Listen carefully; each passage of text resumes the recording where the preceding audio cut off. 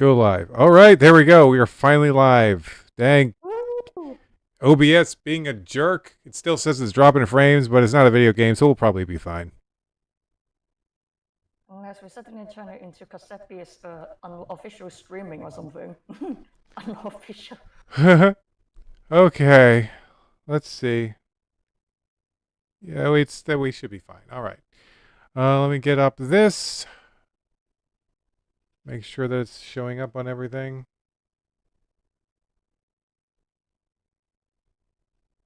It is. Good, good, good. All right. Let me just share this with you, Carrie.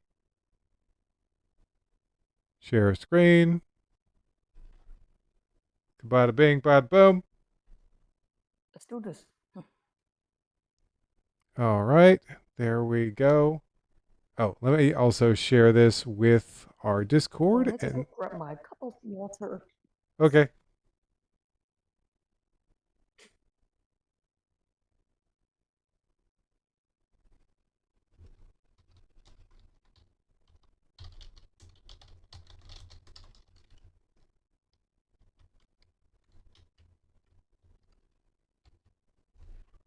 All right.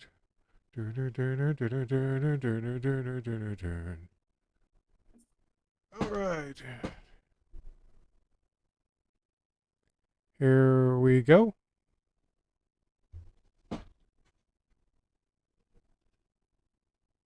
Let's get some Pokemon music going. Pokemon music, yeah.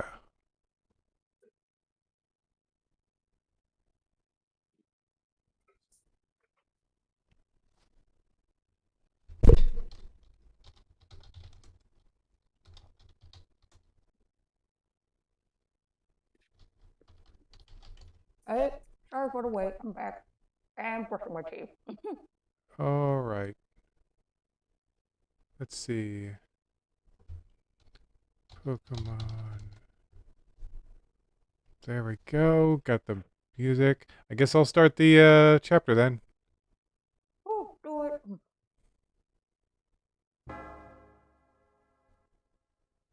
Jump ahead.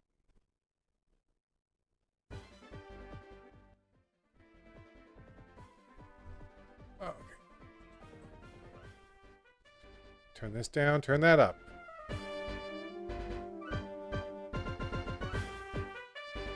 Well, that sounds kind of creepy.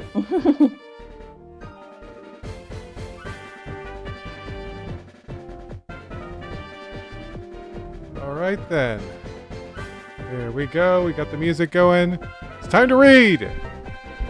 Woohoo! Today's first chapter is Cooling Off While Warming Up. Rail tried to escape the fact that he had been defeated and lost Ho-Oh, but it was futile, and as the truth hit him, he grew angry. Busting into the rocket computer room, he demanded to know who the trainers were who had ruined his plans.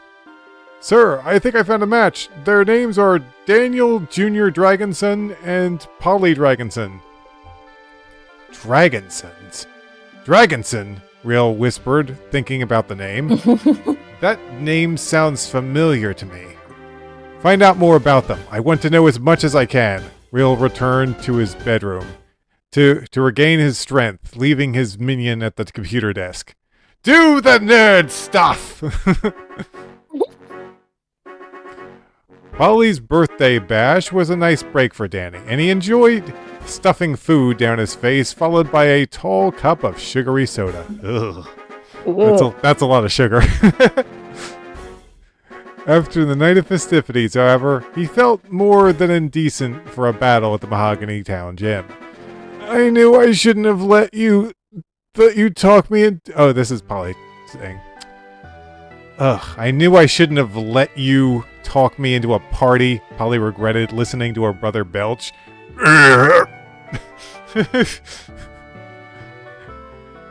That was disgusting. Say excuse me.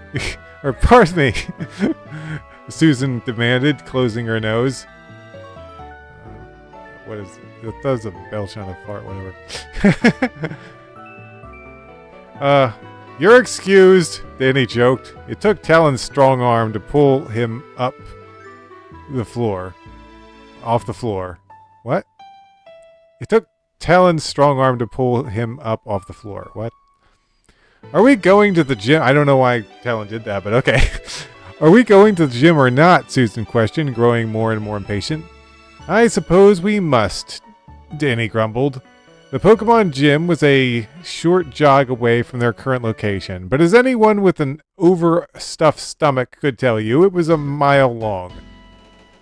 Talon had to pull Danny halfway there. Then, after a quick trip to the restroom at the Pokemart, Danny rejoined the others at the gym. Gross. Please, from now on, do your business before we leave, Susan pleaded. Danny and Talon pushed open the doors of the gym, but inside it didn't look at all like a gym. It was a giant skating rink with many figure skaters gliding across the ice. Are we at the Mahogany Town's gym or Skate City? Polly inquired. Both to be exact, a young lad answered. He was about 17 and he wore heavy winter clothing. Have you all come here for a battle? No, just me, answered Danny. Oh, fine, I'll clear the battlefield. The boy pressed a button near the skating rink and the bell started ringing, making all the skaters leave the ice. What's your name? He asked to Danny. I'm Danny. The name's Cliff. Hold on. Okay, so here's the thing. This is an original character because I had my Johto story take place years after when the normal Johto story would take place. So I was like, well, Pierce is kind of an old dude. He'd probably have a replacement at this point. So I came up with Cliff. But here's the thing. I feel like Cliff is the name of another Pokemon character. Oh. Cliff is the name of a rocket leader in Pokemon Go.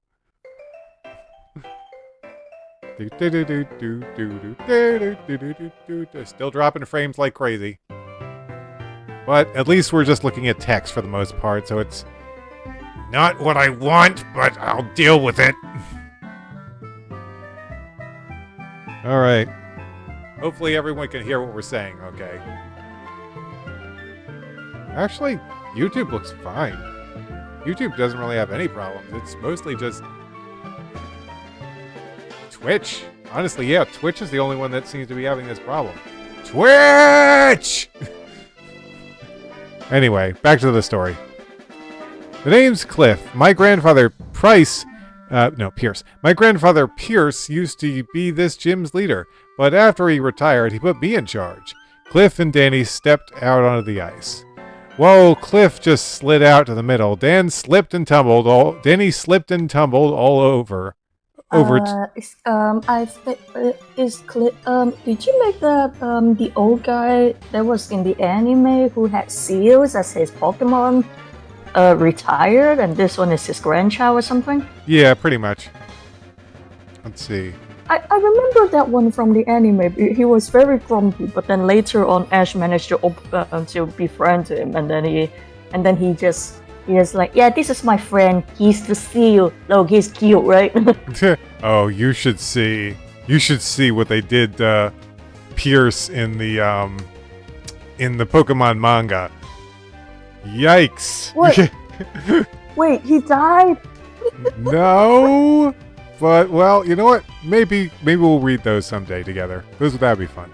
Oh, never mind. I'm just going to look it up in the meantime while you're reading it. You're like, no, you're not pulling me into this, Tayo. Anyway. Oh, geez. I typed the wrong name. I forgot to... I put Pierce up and I forgot to put Pokemon behind it. Yikes. Oh, yeah, it's the old guy with the seals. Let's see. We'll use 3 Pokemon each with no time limit. Okay, it's so easy to predict. You'll be using Ice type, so I'll use Furret. You think before you make your move. That's wise, but this round I'll use a Water type. What the heck? Dugons are actually the seal one? I got so confused. I thought Dugong was something that looks kind of dumbasses, but he doesn't. He actually looks kind of wholesome. Yeah, he does. Let's see. You think if we may lose, that's wise, but this round I'll use a water type. Cliff put his white seal that's not how you spell seal. That's a regular seal, not a Pokemon seal. You spell it right! A white seal Pokemon. Oh wait, no, it's supposed to be spelled like seal the animal because it's describing what seal is, but you know what I mean. Seal Pokemon against Danny's Furt. Seal, the lion Pokemon. In daytime, it is often found asleep on the seabed in shallow waters. Its nostrils close while it swims. No prob. Furret, just zap it with Thunder Punch! Electricity leapt from Furret's paws, and it punched Seal's face! Which, if you'll give me a moment, looks a little something like this.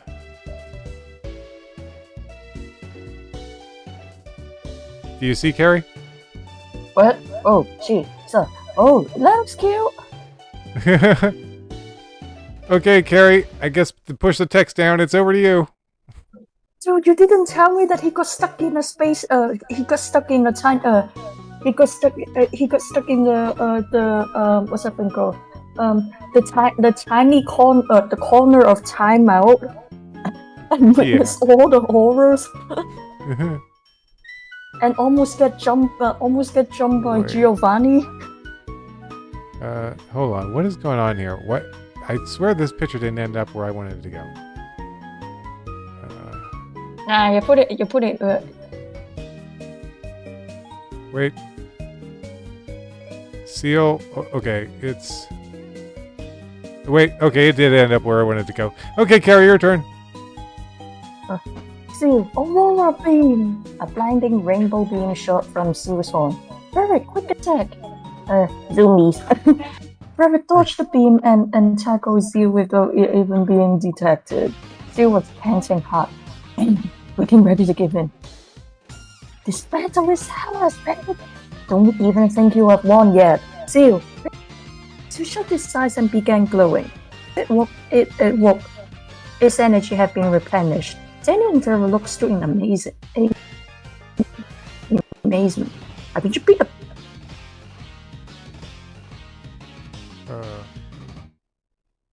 Carrie? faster this time, and it exploded upon contact with Ferret. The long squirrel could barely stand up now. Ferret, you can play this game. Use the rest! Ferret growled and went to sleep. All energy returned in the blink of an eye. You would think that actually they would jump you when you were half asleep or something. Yeah.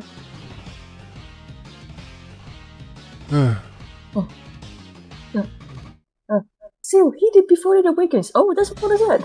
Seal was running out of Aurora Beam power and it took longer time to fire it, giving Ferret time to get up and invade it. Don't give it a chance to rest. Ferret swipes! Ferret slashed its claws at Seal, scraping his skin until it submitted and fainted. Ugh. Oh, clever! But you won't even make a scratch on this one. Cliff declared that choosing a shell. The shell was big, big, purple, and large spikes coming up from all directions. Cloister, the evil from a shelter. Cloisters live in seas with harsh tidal waves grow large, sharp spikes on their shells. Cloister opened its shells and revealed its black and round face. It, on the punch! Ferret powered up its paws and got ready to punch. Ferret punch! Scroll down. Okay. The big clam. Do you want me to continue the page? Yeah, you can. Okay. Cloister withdraw. Before Ferret could punch its insides, Cloister closed its shells and from the punch it just did nothing. Return and don't cause trouble, Danny ordered. Ferret did his usual routine and dodged the Pokeball beam. First thing I do after this battle is replace you. Ferret didn't listen to his trainer and continued the shell punching. Ice beam! Bright blue electric bolts come from Cloister's horn and create a block of ice around Ferret, ending its punching. Thanks, Cliff. I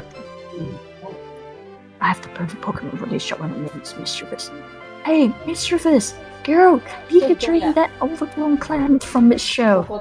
Oh dear, actually tonight I'm going out for dinner and I think that I had scallops. Huh. I ordered linguine and it has scallops in it and now I'm getting prematurely hungry. Huh. 呢個咩嚟㗎？呢個黐住成嗰啲蛋嚟㗎。咁係佢個盒嚟㗎嘛？嗰個唔係盒嚟，唔係佢嗰個盒嚟咩？哦，個盒係咁冚。紙盒啊嘛，唔係膠盒啊嘛，no longer。盒係另外Which first ignore closure stuffing the shell and pass through it. Secondly, the shirt got taken off. Then it opened closer was down photograph and mischievous had taken a D-level energy snack. You're good, but you never beat this one, declared Cliff. And that's what all they say. You and what tell me? Yeah. The last Pokemon Cliff had was a big brown pig with a hunchback, a snout, and big tucks. Oh, it's the fluffy guy. How do you call this guy? Piloswine? It's Piloswine. Piloswine, the evil from Swinub. If it charges at an enemy, the hairs on its back stands up straight. It's very sensitive to sound. If Ski could bring on this pig. Finished the fight quickly with Blizzard. Mischief was closing to drain the string, but was met with a thick ice blast coming up from his mouth. The Blizzard froze the ghost and it started shivering on the floor. It'll be alright, you'll be good now. Return to your warm Pokeball. Hey, do you think ghosts are afraid of cold? Good question. They're certainly not super weak to it in the games. Hey, you think that you might for this year's Halloween write something about Helga and Spike going into a haunted house because we have seen the twins did that? Kinda. I think. Let's see. Okay. Yeah. You think you're going to do something special with Spike and Helga going into a haunted house for laughs? Could do that. You have one Pokemon left now, choose it wisely. Hey, only one can survive that ice attack. Pokemon go! Blizzard! Before they get attacked. The rampaging Crocodile was no match for the icy attack and he fell into submission in seconds. Cliff wins! Return. Danny ordered in a depressed voice. Come on guys, let's go. Slowly and carefully, Danny walked off the ice. Come back when your Pokemon are better equipped against ice. Cliff advised. Hey, Cliff is actually being kind, even though that in games we probably would get upset when we got knocked out and then we were like, dang it, it's lost. He's officially lost his first battle and he moped at the Pokemon Center as his Pokemon were being healed. Hey, snap out of it, you already got 4 badges. Susan pointed out, you are already halfway there. While he added, that never lost. And he said to himself, putting his spirits down. Not true, just ask him. Has he not know? I don't remember. I can't remember if I ever had Dan lose. I don't think that he did. He just punched. He's too anime. He's like that cat girl from Cassette Piece. I know she's just anime, but he's pretty strong and he never loses. And that's very interesting. Not true, Danny. Just go ask him. Danny thought about his sister's idea was good and he dialed his phone number. Dan's face appeared on the screen, but he appeared to be in a Russian briefcase in his hand and has slipped off his head. Danny, it's good to see you, he smiled. His face changed as he could see that his son was unhappy. Is something wrong? I lost a gym battle, Dad, Danny mumbled. Is that all? Dan laughed. Danny looked surprised at his father's words. But, stuttered Danny, If you act sad after every battle, you'll... I think I meant to say, after every battle you lose, you'll never become a master. I've lost lots of battles. No trainer is the best. Trainers all have different skills and unique tactics. Don't think that don't think of this as a defeat. Think of it as a chance to become stronger. His father's words had cheered him up, and Danny felt good inside. Well, that was easy. Thanks a lot, Dad. But I don't think I remember that Dan has ever lost. Do you remember? He lost off screen, off page. I guess. I don't remember him ever losing. Seriously, I was like, wait, when did he lose again? Yeah. He never loses. He got his head hit by a rock and he's fine. Yeah, he's like, he got his head hit by a rock and he's okay.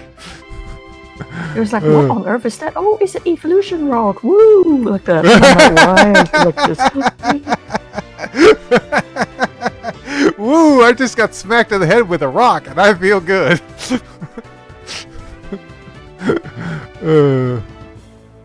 Goodbye. Danny, now ashamed of the way he had acted, faced his sister. I told you, she taunted. Polly, you read the story. You know that your father did lose.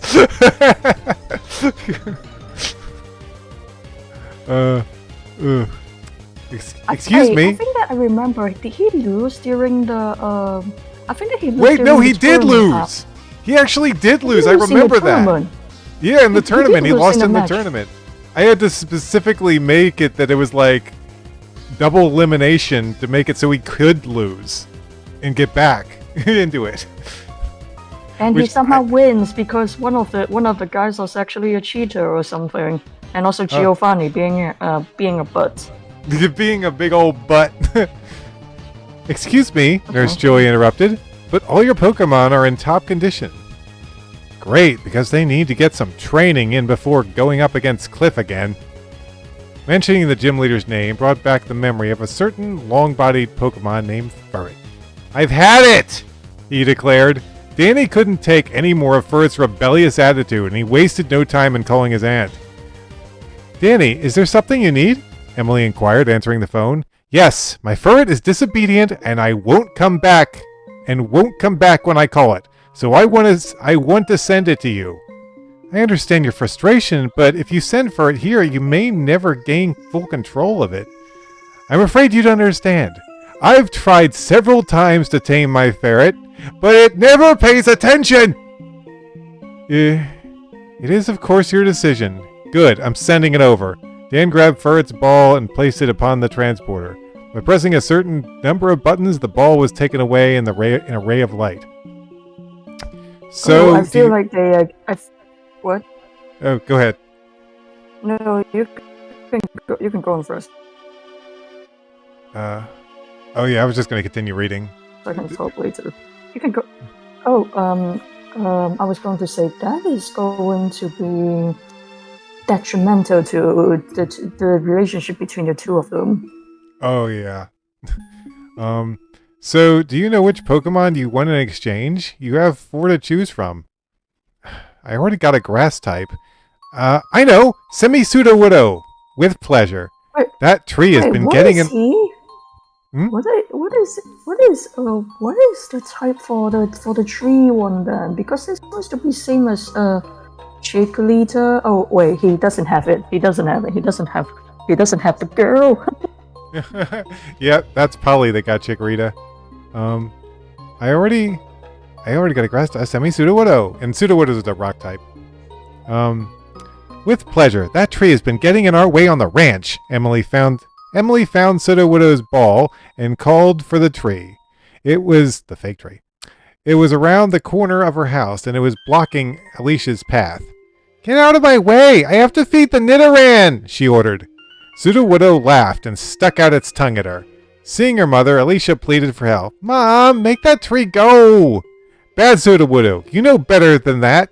No, why would it? It just got there. Now return so Danny can tame you. The Pokemon turned to run, but the ball brought it back inside. Okay, Emily, quickly return the phone and send to the widow to Danny. Okay, your turn, Carrie.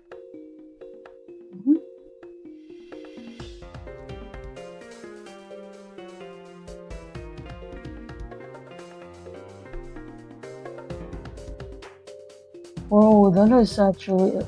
I think that I just read the manga version for Price.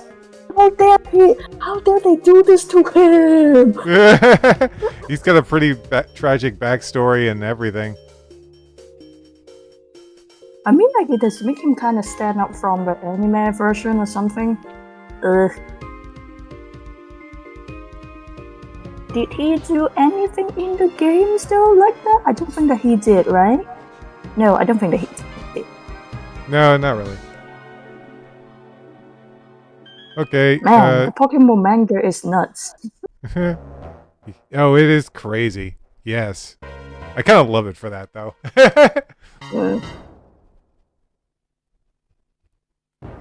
Anyway, you're reading, right? Let's go back to the thing. What is the thing?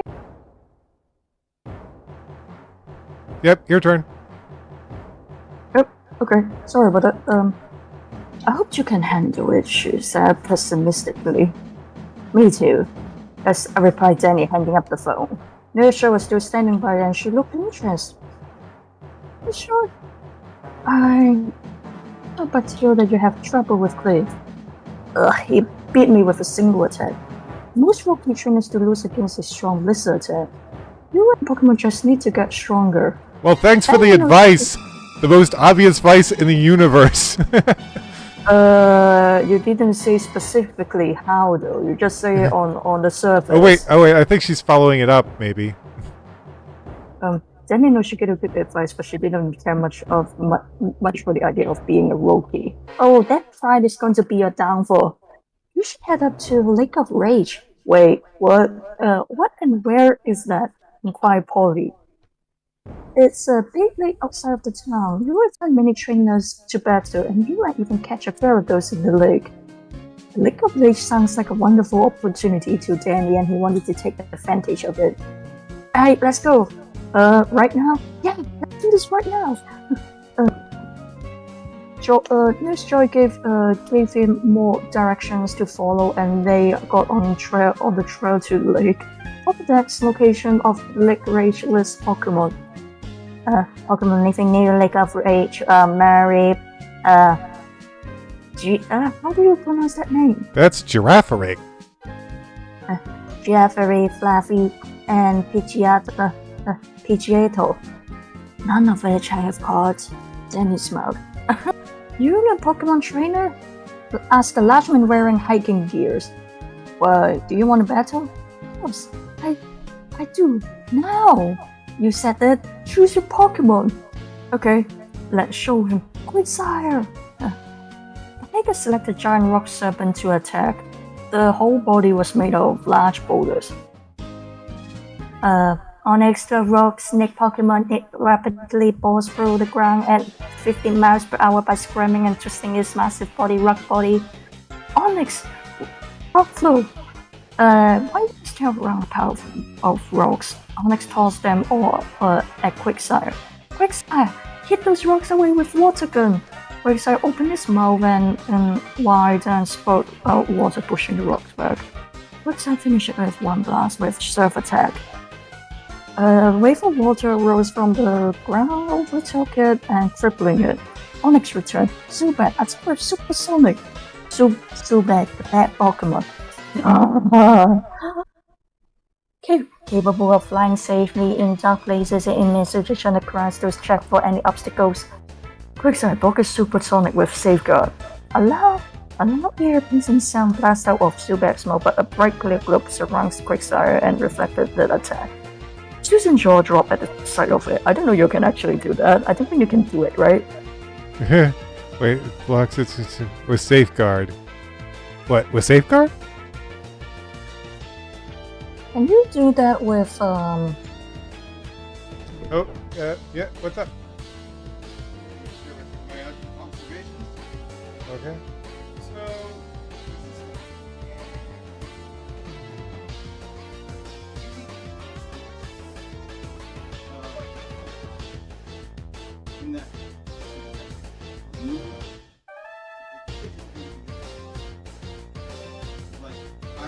sprayed most of it on the edge of the room, and I sprayed the middle of the room down there in the sunroom. And I go to the middle of the room. I get like 6 on me. Easy. Within an hour. Like, they're definitely not dead. But they don't bother me around the edges of the room. It's just in the middle. Good thing I bought that other stuff. Yeah, so I'm not sure it actually poisons them. But it definitely does a good job of like getting you to move to another spot.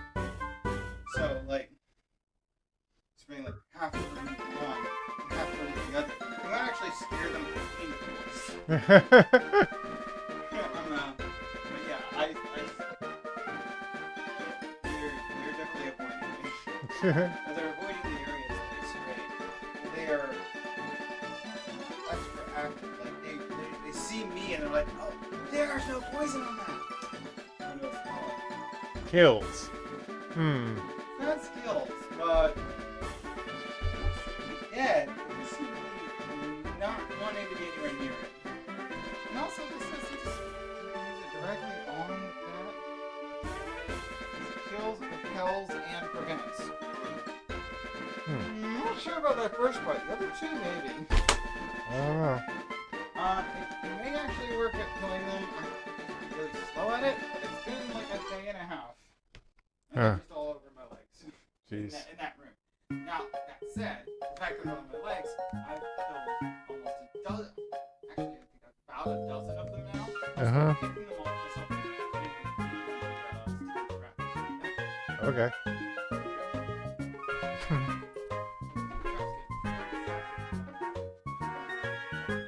Okay.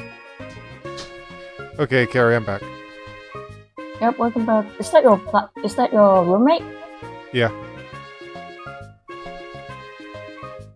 Neat. Okay. Okay, I think we're around here.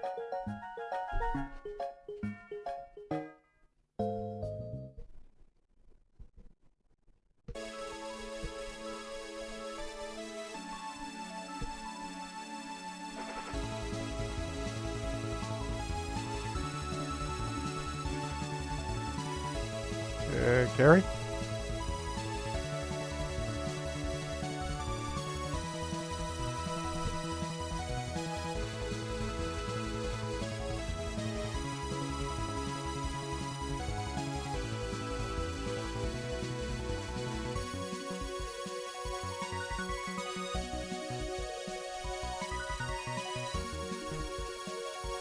Carrie? I'm still here. Are you still? Oh wait, am I still? Oh, capable of yeah. That. I read the whole thing. I read Oh, okay.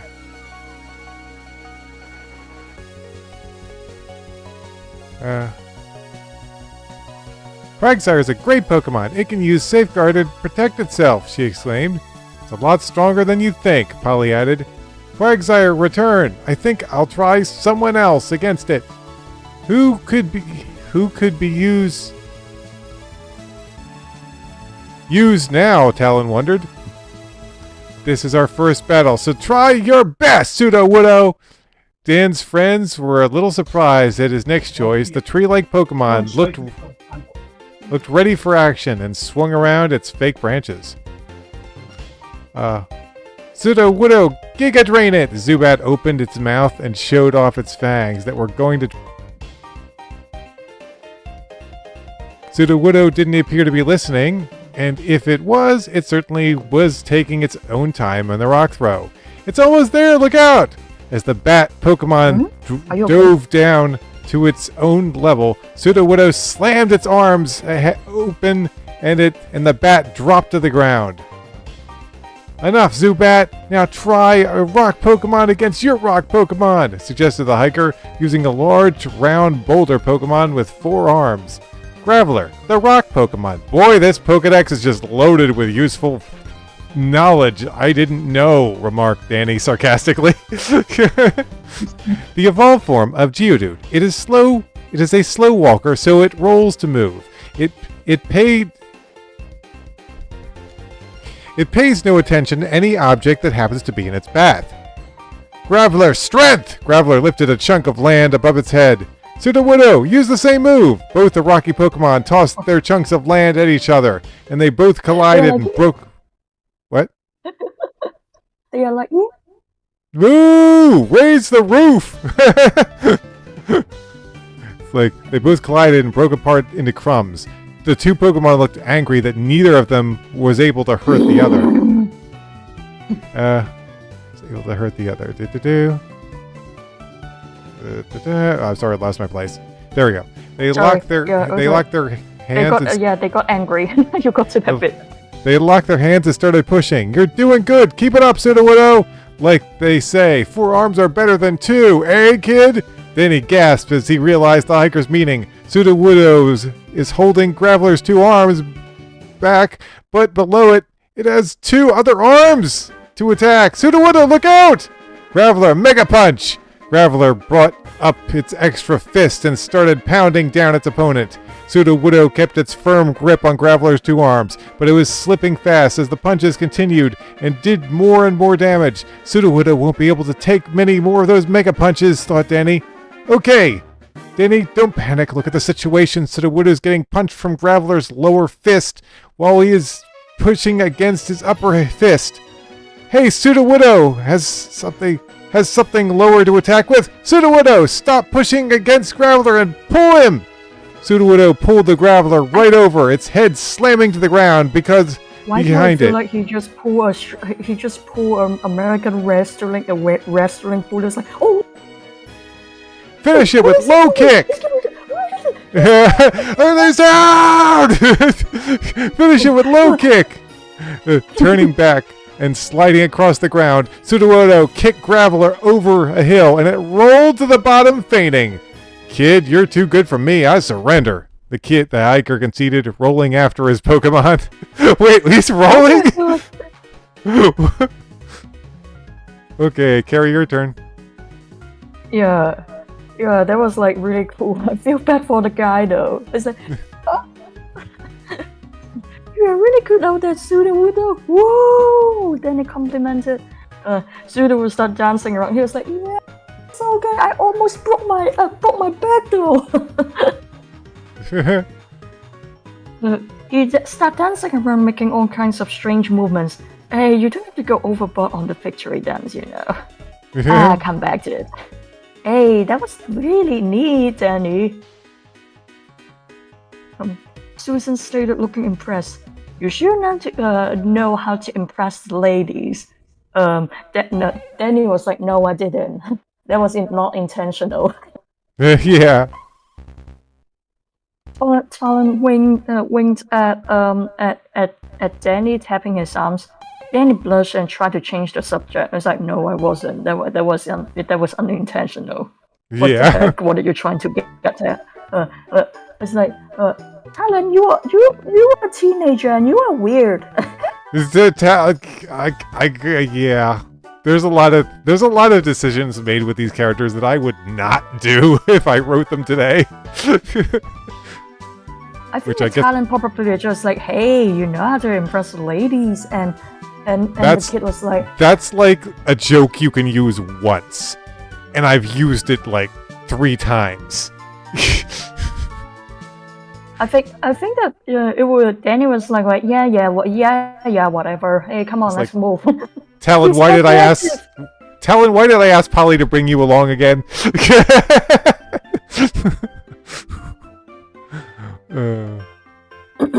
Okay. Let's hurry to the Lake of Rage. I run a Gyarados to show it off that I can see that Eric talked again. Show it off. Yeah. Okay. Go ahead. What the heck? I didn't know that she's actually sexually that competitive against Eric. It's like, I will fucking destroy him. Molly took her new ponytail and out and rubbed his back, making it calm and letting her and Susan settle up on it.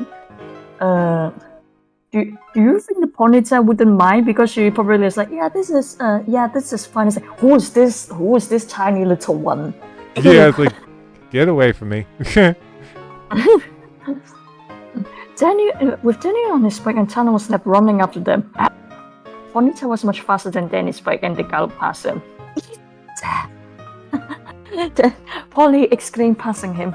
Danny got mad at her remark and sped up, tagging behind him and leaving Talon behind. Forget it, I'm taking my time. Oh, forget it. I'm taking my time. Talon gasped and slowing to a halt. I'm in the lead now, Danny exclaimed, going past the Ponytail. So into himself. I think they got a type of into himself, maybe. Yeah, he was so into himself that he neglected to watch his way and was heading for a Pokemon walking across the road. It looked like a small yellow giraffe with black spots on it, 2 horns on its head, and a black rear with a. I like that. I like that Emily actually has one in her farm, and there's one right here.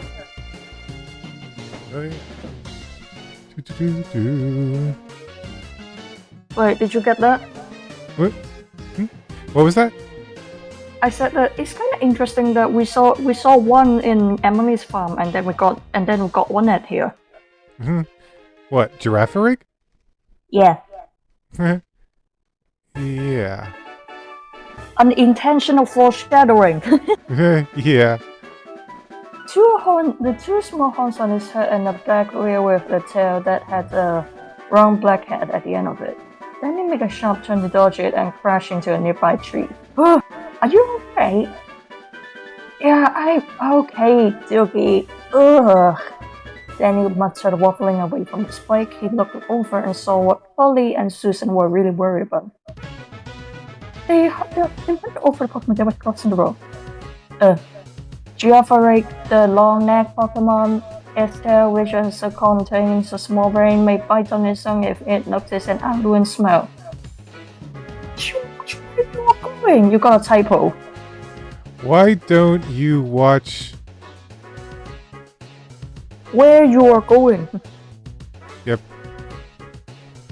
Where you going? Susan scolded. You could have heard this poor thing. Had made Danny madder before he could or was slammed into it. After all, he was the one who slammed into a tree, not the Pokemon. Well, they should have Giraffaric crossing signs, he complained. The accident stalled the growth, giving Talon enough time to catch up to them. What happened? What happened? Danny carelessly nearly ran down this little Giraffaric. The Giraffaric didn't like the big human crow and stooped up to escape. I'm gonna catch this one. It's about time you catch something.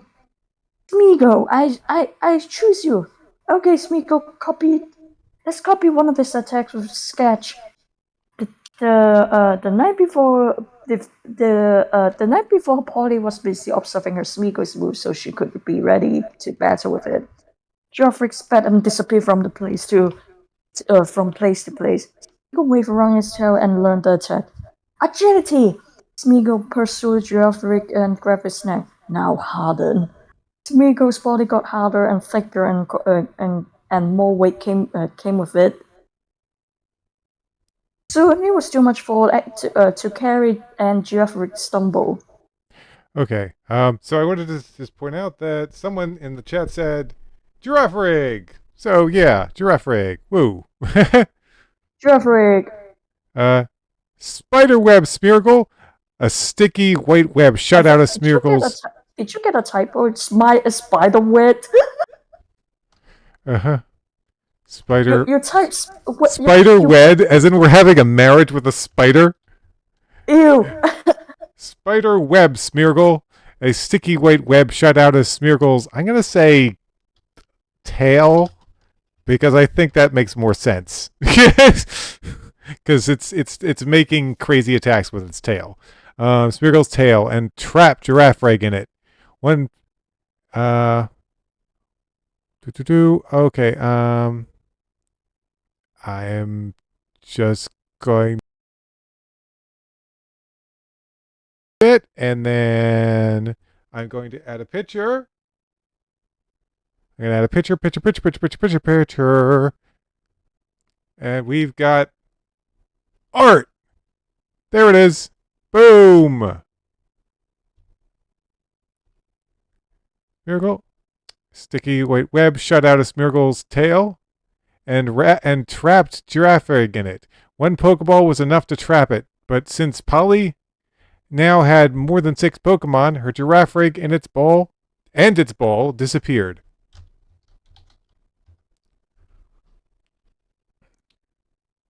Okay, Carrie, do you see the picture?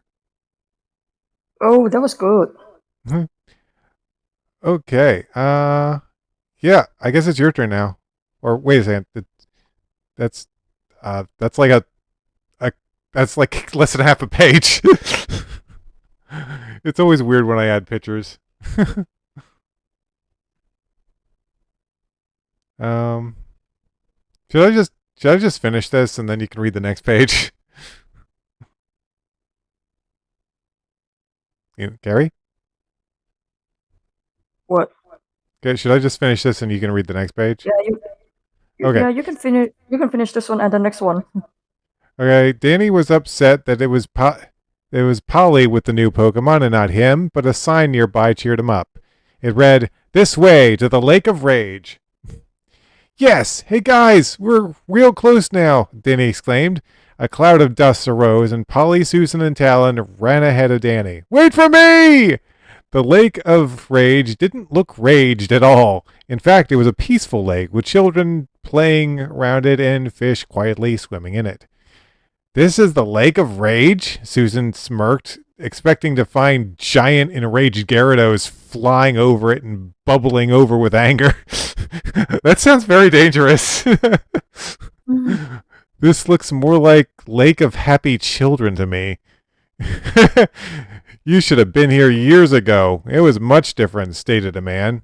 He looked middle-aged, wore blue armor, and had a long black cape. Guess who it is, Carrie? Take a wild guess who this character is. It's our old guy. It's our old friend. Our old psycho friend. Look, middle-aged, blah, blah, blah. That was when Gyarados ruled this area, because the Magikarp were being forced to evolve by strange radio waves. Polly didn't recognize the stranger and asked for his name. He acted surprised and asked back, "You don't know who I am?" Not really. Oh, I guess. Oh, wait. Is it your turn? Was there a picture back there? There's a picture. There's a picture on this page. Do you want to finish the page or something? Oh. I guess. Not really, replied Susan. Hold on, let me just minimize that so I can see that better. Okay. Not really, replied Susan. One of Danny's bike pedals had broken off from the crash, forcing him to push it the rest of the way to the lake. He got a glance at the stranger from the side, and a look of shock dawned on his face, making him drop his bicycle without care. He rushed into the conversation right before the stranger could say his name. "Are you who I think you are? Are you how I think you are?" Danny stuttered. "Who do you think I am?" the man joked. "You must be him." Danny shook, looking him over. "Danny, what are you doing?" Polly questioned. Danny found a badge on the man and showed. Danny found a badge on the man and showed it to them. "I was right. Only Elite Four members wear this badge. Elite Four!" Polly and Susan shouted. Danny quickly shushed them to avoid drawing attention. "You're Lance," Danny observed. "You seem to know a lot about the Elite Four, young man." "Yes, I am Lance. I tortured your father when he was a teenager."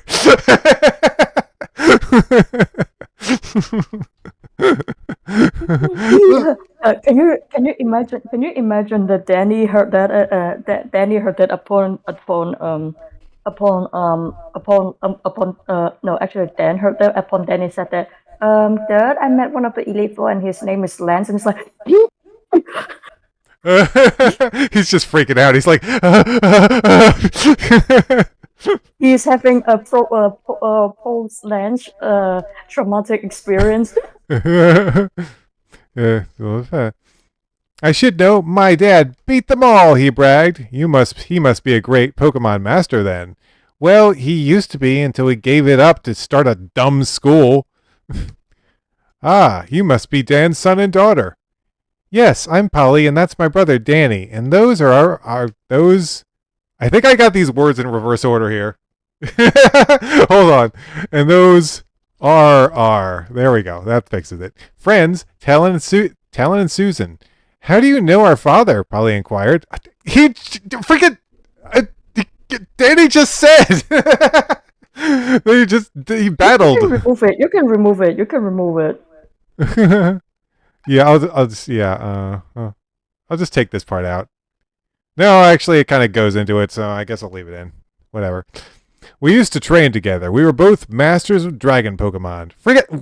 And also, you almost killed me. You almost killed Dan on multiple times in the worst training I've ever seen in anything.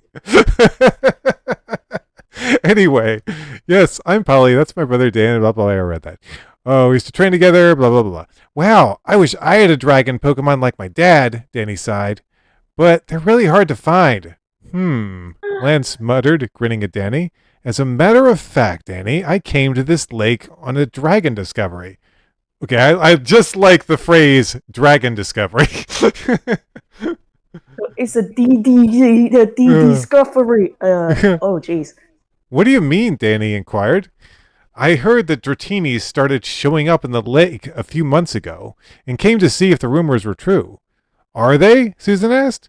I haven't seen any Dratini yet, but I'm not done looking. Maybe you could help me find some. What's the big deal? I thought lots of Dratinis live in the Dragon Den over in Blackthorn City, Susan recalled. That den is run by a friend of mine named Claire. She found some Dratini years ago and bred them there. They've multiplied since then, and the den has become a dragon hunter's paradise. Then let's go there to get my dragon, Danny interrupted. Sorry, young friend, but the only way you'll be allowed in is by beating Claire. She is the gym leader. Oh, sighed Danny, having his dreams of training a dragon crumble. Luckily for you, Danny. Wrong. If you find any Dratini, you can capture them. Yes! Okay, your turn, Carrie. No, let them. Lance exclaimed, frightening them all except Talon. You should be frightened. You should all be frightened. Everyone should be frightened of Lance. Sorry about that. I'm just excited. I believe Claire's effort to keep Dratini rare is selfish. No, actually, she might have a really good point, because you don't want dragons to run around, and then Team Rocket capturing them, and then and a hyper beam. I don't know. Okay, a fun fact: Team Rocket ran the game corner in Fire and Red, and in the game corner, guess which Pokemon you could buy infinite times? Dratini. So the little guys? Seriously? Yeah, you could actually get Dratini in the game corner if you had enough money. Wait, how did they do it? Isn't that illegal or something? That is illegal, you know. Anyway. Not a tale that the other Pokemon trainers will tell you. That's it. Just the wordplay. It's just the wordplay. Let's see. Where do we leave off here? I believe Claire said, if more people train dragon Pokemons, I believe that they would become more widely used and more trainers could enjoy the pleasure of those dragons as their companions. No, they don't. Dragons are too OP. Dragons are too overpowered until fairies come around to kick their butts. You're talking about the newest edition, like Scarlet and Violet. Did they get the end of the stake because of fairies? No, fairies have existed since Pokemon X and Y on the 3DS. Oh yeah, that one. So since then, they probably get kind of candid, right? Because people was like, "God dang it, it's not dragons again! Stupid dragons!" Basically, outrage strategies were too powerful back in the day. What you talking about? You mean dragons and fairies? Dragons using the move Outrage was an overpowered tactic, and everyone got sick of it, so Nintendo made fairy Pokemon. So dragons, do they good at anything except fairy? Oh, I mean, dragons can fight dragons, and they're also strong against most types. What about fairies then? Because fairies seems like something like glass cannon or something. Like I they are good mean, at against dragons, but everything else is kind of like, nah. You can just punch them if you punch hard enough. fairies are weakness And to then they just poison. like, Fairies are weakness to poison and steel types. oh, that almost kind of like the one that we in cassette beast though. Yeah. Okay. Anyway, let's continue Yeah, the story. Sorry about that. But I'm not getting wet again, and I heard there's a sword competition around here. Talon whipped out his sword and jabbed away. We're gonna get wet again. Polly asked Danny, looking untrustingly at her. Nothing. He just said that he fell in the puddle where we're looking for your Pokemon. Talon be like, I definitely didn't fall over a waterfall trying to get you your birthday present, Polly. and almost get drowned. Almost drowned. Yeah. Danny chuckled, shrugging his shoulders with a stupid expression on his face. Get your 7 Pokemon now and we will search the lake. Then Lance slammed his Pokemon against the ground and released his giant dragon Pokemon. Oh no. Can you imagine that if Dan is here he just start and be like, oh no. Oh no. Yeah. And yes, the dragon types do resist all starter types plus electric. That's true. Just commenting on the chat. Okay, continuing. On its back it had 2 green wings. On its side it had 2 short arms, and the head was a little horn. Must be a Dragonite. Thought then he's snapping open his Pokédex. Dragonite evolved from Dragonair. This marine Pokemon has an impressive build and lets it freely fly over raging seas without trouble. Dragonite and I will go check the furthest part of the lake. You try the front. That Lance jumped on his Dragonite and they hover over the other side of the lake like a jet. Hey, do you think that it would be crazy if they instead of getting Dragonite, Danny gets Lugia or something? That would actually making people like, what is this? What is this? Yeah. We'll get into Lugia related things later. But for now, because that might be a little bit more. That might be a little bit making it a little bit more intense than getting another Dragonite. yeah. Yeah, Holly, use your Lapras to get on. Danny pointed out. I will use Spikehorn to ride on. Susan stated, following Lance's lead. Dude, I will ride on Croconaw. The 3 trainers searched around the lake, but they are getting nowhere fast. And met at the place where they started. Nothing around here but Magikarp. Susan reported. Magikarp, the fish Pokemon, for no reason it jumps and splashes about, making it easy for predators like Pidgeotto to catch it mid-jump. I don't have any luck with Lapras either. Polly agreed with Susan. Croconaw didn't see the thing. I got it if I let Quicksire search by itself, it might be finding something. Good idea, let's let him out. Susan nodded. Quicksire, come on out. Well, I was going to say that when Danny was riding a bike, he kind of reminds me of He kind of reminds me of White Bomber from the anime. Oh yeah. Because he also rides a bike and also deliver noodles. Oh yeah. Quicksire, I need to search the lake floor for dragons. Quick. The relaxed Pokemon mumbled and diving under. It moved its tail and flippers, speeding up and going deeper. 2 shiny black eyes spot a small worm Pokemon wiggling through the water. Hopefully it followed it to a gigantic rock at the bottom.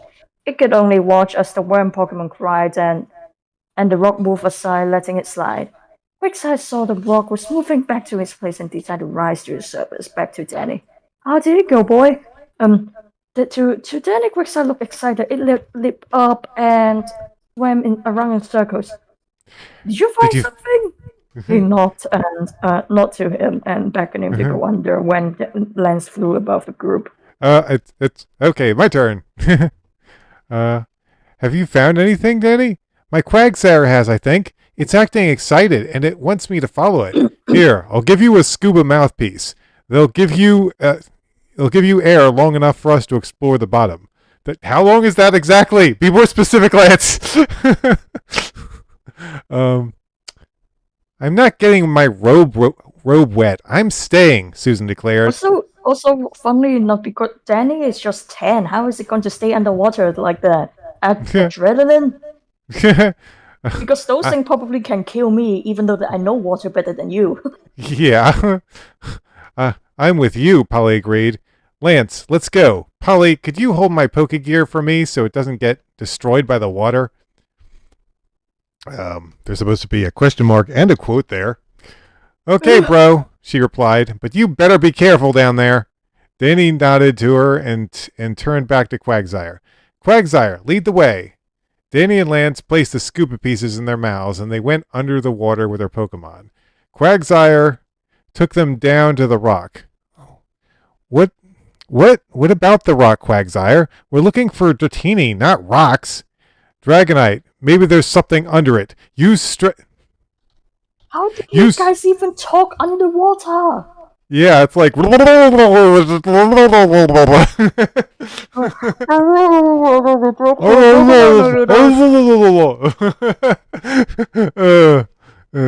Maybe there's. I mean, they should be doing this like with sign language, if anything, like pointing and stuff, instead of, all right, we can talk perfectly fine. Or maybe they just wearing the golf thingy and they just stop. Dragonite, maybe there's something under it. Use strength to get it out of the way. Dragonite whacked away at the rock with its tail and revealed the hole that the Dratini entered. Nice job, Quagsire. First, Lance's Dragonite squeezed its way through, and then Danny and his Pokemon followed. They moved through an underwater tunnel that was made up of shiny shells that glittered like gold. It was an amazing sight to all of them. To all of them. But what came next was greater. They entered a huge cave with Dratini moving all over. It was like a fishbowl full of hundreds of guppies. Our heroes wanted to look further, but another Dragonite attacked Lance's, and they fought underwater. Danny and his Pokemon were under siege by another Pokemon that resembled Dratini that was much longer and bigger, with wings on its head and a ball attached to its neck. Danny's Pokedex was luckily waterproof, and it gave information.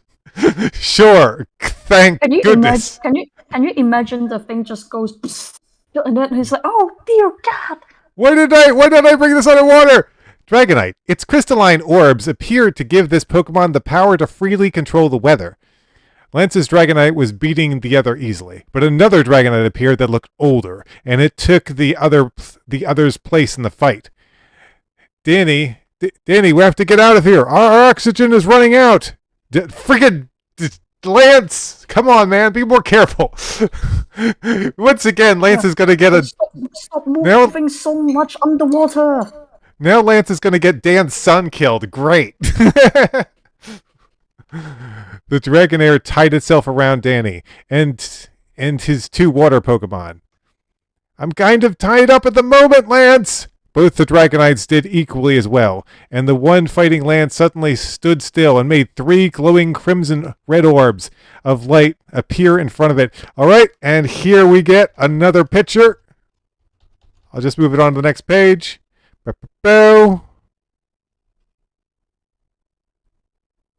Wow, Legend really did procreate. What the heck? Okay. So yeah, there's the picture. Do you see it, Carrie? Yeah. Why did he have balls on his neck, though? Oh, that's balls of energy. Oh, okay. Can you go back up where he said balls on his neck, because it's kind of weird. Did equally he said something about he with a, oh, here it is. Here it is. No, that was like the one. That was No, I'm talking Dragonair. about the one up there. What is it saying That that, was- he's like that- he that has was a ball Dragonair. attached to his neck? That was Dragonair. Dragonair has a ball attached to its neck. Oh yeah, sorry about that. I forgot. Yeah, see? It's right there. It's right there. Quick I was like, Dragon's Eye was like, oh,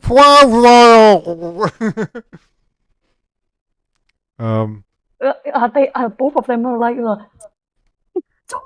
please, no, don't let go of your bubbles. Die. Bubbles. The light. Oh, Oh, is yeah. it your turn? I guess it's Yeah, your it's my turn. The light glimmered over Danny's face, and the sight reminded me of the story his father told him about his Dragonite, the mighty legend, and his Ultra Beam, a powerful attack that focused 3 hyper beams and focused them into one. Oh jeez, sorry. Danny cried. Before he could release his great power, the Dragonite was shocked that Danny's cry, and it turned to his back and shot its beam. It was so powerful that it ran through the cape ceiling, the lake, and shot into the sky where Susan, Polly, and Talon caught a glimpse of it. Danny! Polly yapped. Battle had ended in the underwater cave as all of the dragons ended their attacks. Dragonair released the grip on Danny, and the Dragonair released his grip on Danny, and the Dragonite calmed down. By the time Danny felt a great warmth in his heart, and it was like he could feel all the dragons around him. And then he was knew that the Dragonite was really legend. Hey, I'm Danny, the son. The old Dragonite looks thrilled, and it told Danny to another room. The room wasn't full of living creatures like the other was. On the floor, it were a dozen of eggs all together. He felt very strange, as if he was being pulled towards one of the eggs. He looked at one. He started glowing. Legend know what to do, and he picked up and gave it to Danny. Is that for me? Legend grinned and gave it to him. Danny started looking pale, and bubbles come out from his mouth. Okay. No, I don't think that's how that thing worked. I don't think that's how that thing worked. We have a picture. I'm just gonna have to have you imagine that Danny's still wearing his scuba mask because I forgot that this was still underwater when I drew it. Oh no, Danny's gonna drown! No, I think that he probably said something. He was so happy that he let go of his mouth. It's like, and then Legend is like, wait, don't do it, dude, no. He was like, dude. Okay.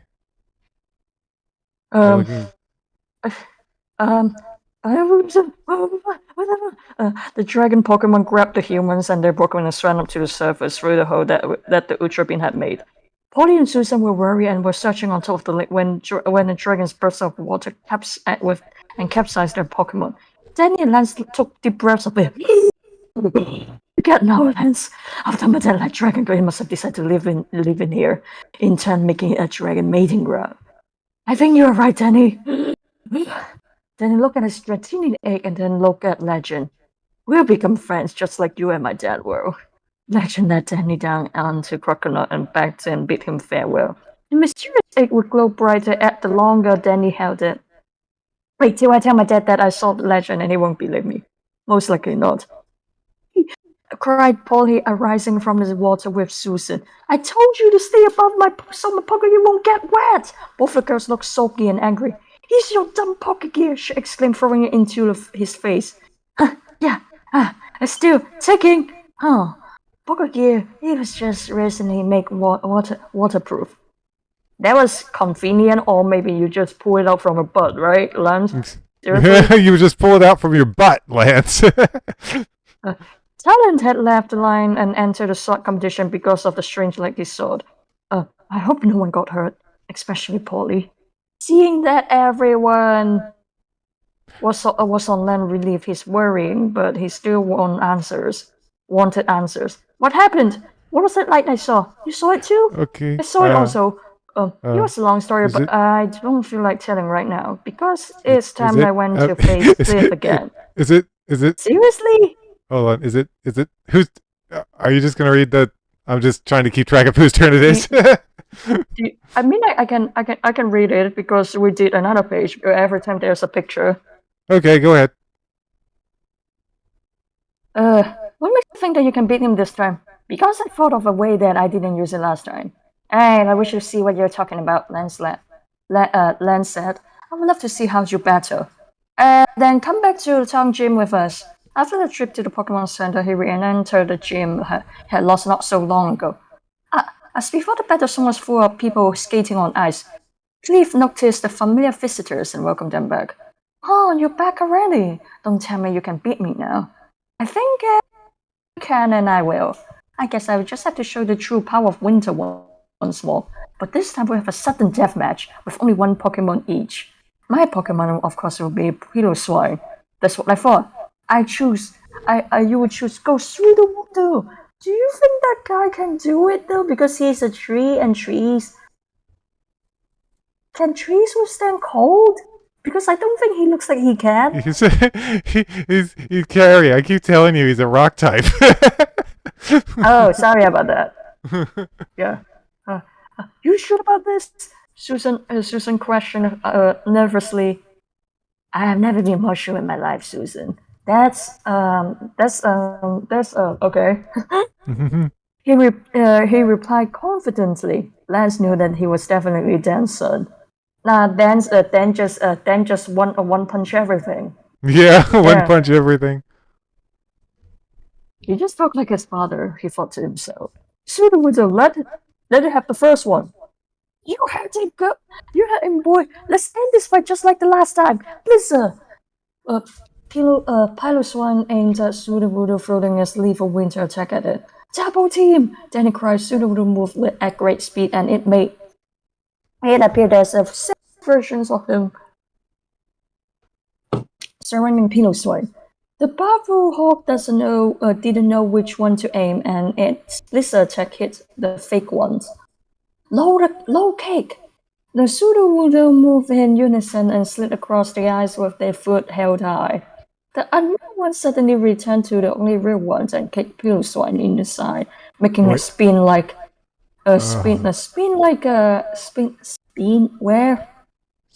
Make it spin like a top across the ice. Across ice. Let's see hold on. how Yes, it likes we a got snowstorm mimic. We got another picture. Another picture coming in. All right, another picture. Let's go. Picture. Where are you? Here it is. Boom.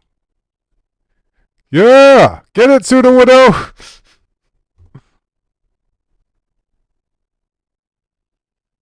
See?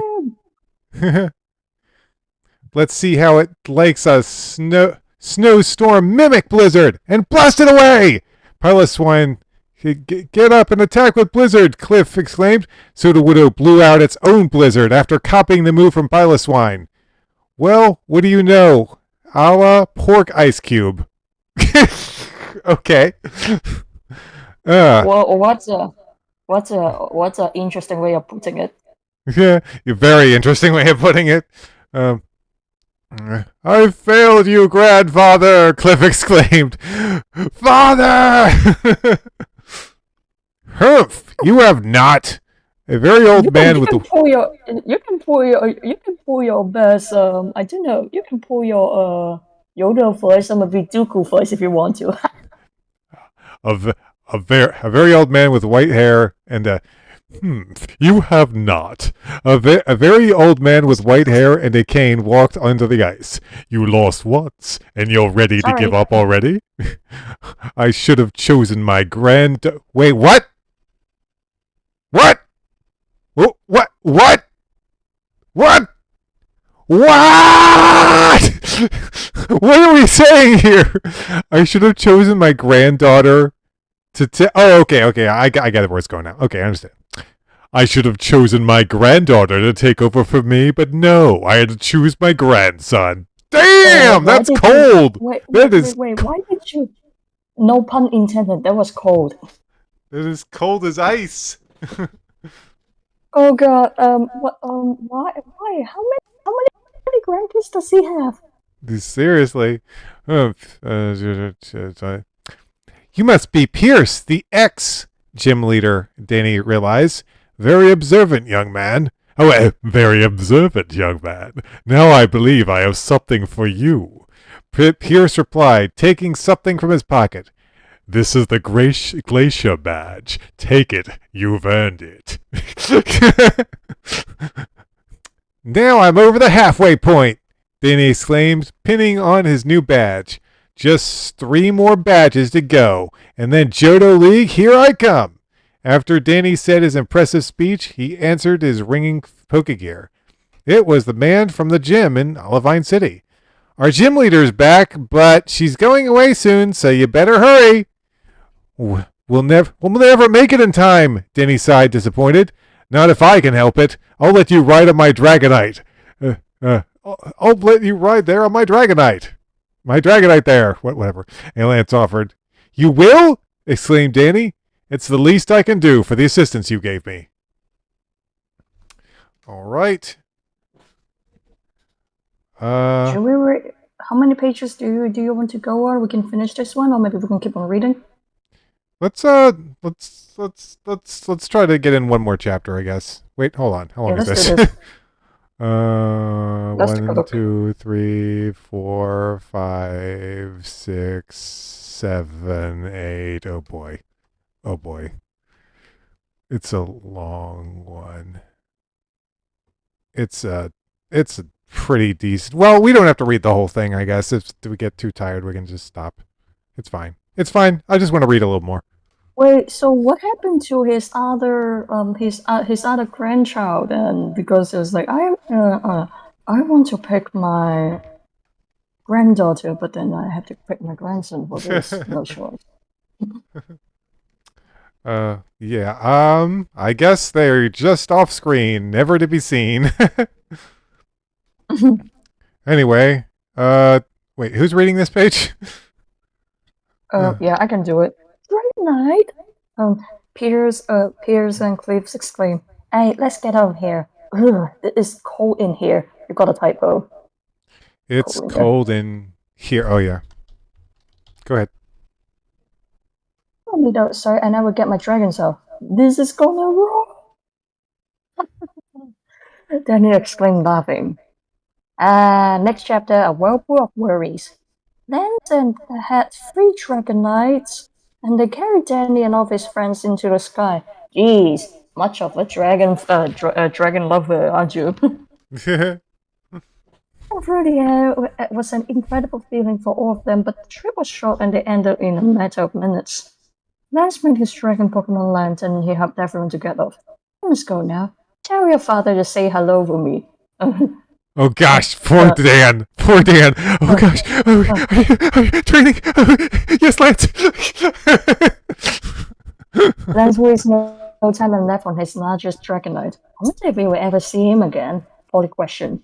I count on it, sis, because someday I'm going to win against him just like Dad did. Dan was like, Heroes rushed through the gym and were given some really bad news. What do you mean she's gone? Where's Pepper Mouse to get in here?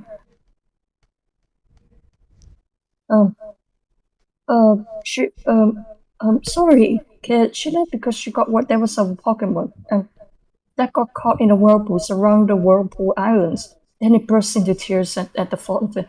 Oh, never get my 6th badge. Stop being so melodramatic, kid. Yeah. You might be able to catch up with her at the islands. Come on, let's go use Lapras. Never, it's too far away. Actually, Mr. Islands aren't that far at all. If you were going to a little bit further, you can get to Cianwood City, where there is another gym is. I think you got a typo with where another gym is. Where? Oh yeah. It's not where another gym is. Okay. Polly looked at Danny's sad face and reconsidered. Come on, sis. Lapras love water for crying out loud. They call transport Pokemon, please. Okay, but if it gets too rough, we head back right away. Let's sail! Danny exclaimed. Everyone ran down to the dock and Polly released her Lapras onto the water. We need to get across the water. Oh, boom! Lapras replied with his mind, nearly making Talon and Susan faint. It talks! Talon, Talon exclaimed, how does it? We'll explain on the way. Danny replied, leaping onto Lapras' back. Talon followed, and then he helped Pauline and Susan get on. Lapras moved out steadily and making sure that she didn't let someone fall off. You know, it would actually be kind of hard, even though the shoe is kind of big, but there are like 4 of them guys on top of it. Yeah. Once they were and also a guy carrying an egg. Yeah. Once they were a little farther out, the wind started to pick up and Polly was getting a chill. It's so cold! Danny brought out his duffel bag and gave her a sweater. Thanks, Danny, she sneezed. Ahead of them were 4 small islands and they were surrounded by whirlpools. Those must be the Whirlpool Islands, Danny pointed. You think? Susan remarked. Just because they're surrounded by whirlpools doesn't make them Whirlpool Islands. Lapras, you better turn away from them, Polly suggested, sneezing. Lapras struggled, but they continued moving closer to them. Lapras, I said turn away. I can't. The whirlpools are pulling me in, Lapras answered. Okay. Hold on. Yeah, I'm going to put a picture here. Picture. Dude, you're really showing off your fear of water in here. I am. So yeah, that is a lot of people on one Lapras. Do you see the picture? Wait. Oh, there she is. But yeah, you need to work on the whirlpool. But you are doing the drama good enough, though. Let's see. Pearls are pulling me in. It's like a tractor beam, Dan cried. They got closer and closer until the pool pulled them into it. Danny fell off first, and then the others followed him into the spinning pit. The madness was too much for them, and they all blacked out. A voice boomed in Polly's head, and she lifted her eyelids to discover her Lapras looking over her. Are you all right? She asked. What happened? Where is everyone? We were in a whirlpool, remember? Polly could clearly tell that they were on a land, and she took a glance around. She was on a beach, and all around her were whirlpools. There was also a cave nearby, and besides sand, that was it. Where are my friends and my brother? Polly asked, shivering.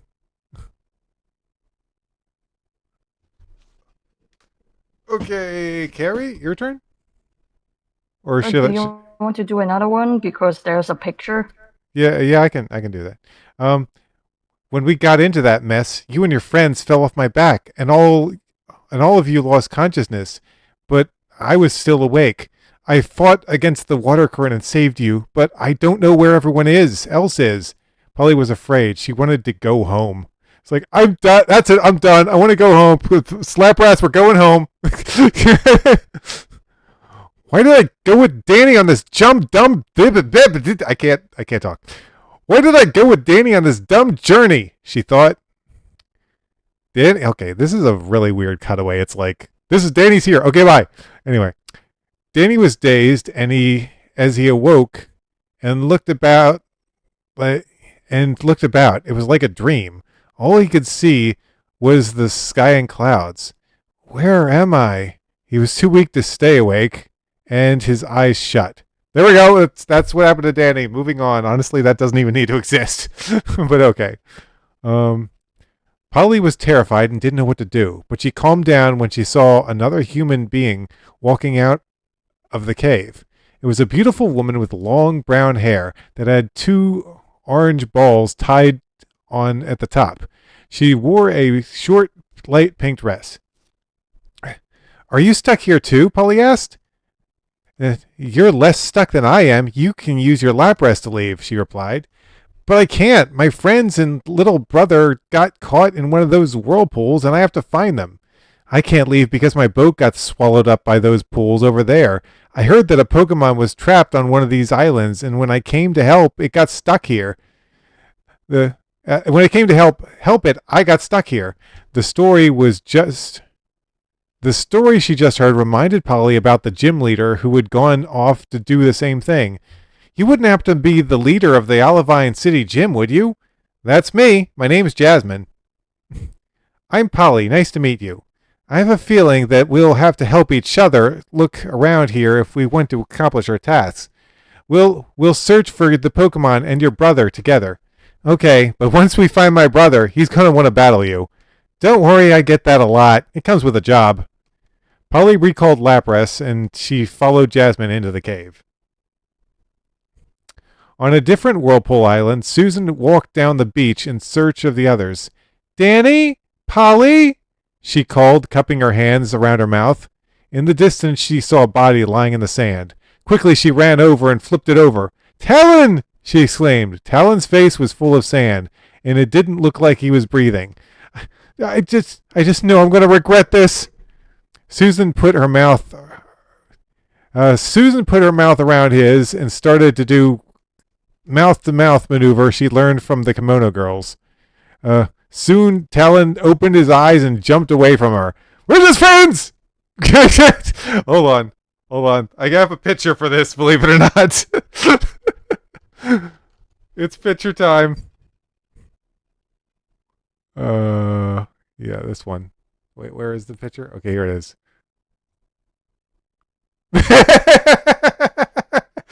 He's like, whoa! What? What is happening? do you see the picture? Let me take a look. Whoa. He's like, what? What is happening? Okay, I guess you can read this page and the next page.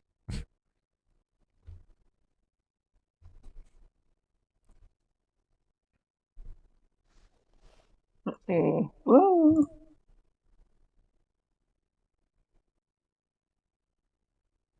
We're just friends. We are. Telling calm down, or just giving a mouth of our recitation. Where? Dan and Polly. I know, but we got to go look for them. You think that this Susan and Talon might become a thing because eventually, even though that Susan is kind of tiny. Yeah, He's very tiny. I am yeah. Jasmine. Jasmine? Who is Jasmine? Oh, you want a picture? Hold on. Let me give you a picture. Picture. Okay.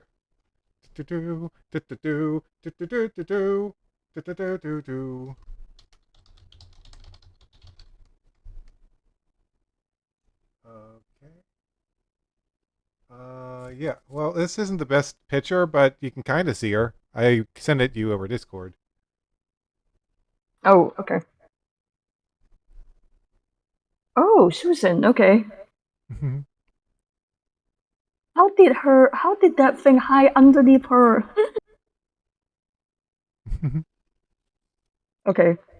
So, Jasmine, what type of Pokemon do you use? I use steel types. What are steel types like? Girl of Steel. They're made of steel, duh. The steel types Pokemon are hard metal shells. They are strong against half of the other Pokemon types. Around 15 years ago, when they were first discovered, and my gym was the first one to use them. So that's the reason you can't live. Your Pokemon are too heavy to stream. That's and among other one of their few weaknesses. What's that? She noticed a small blue elephant with brown markings on its ears and tongue, and was crying out. That is the reason for me being here. I came here to rescue this guy. Oh, so she is okay. My brother has a Pokédex. I don't know what it is. Pokédex when you got Jasmine. I will introduce you. Hey, this is called a Fanfi. A long-nosed Pokemon, a sign of affection. It bumps with its snout. Very cute, but be careful because the strong one will accidentally send you flying. Jeez. Look at this little guy. He's like, hey, it's strong.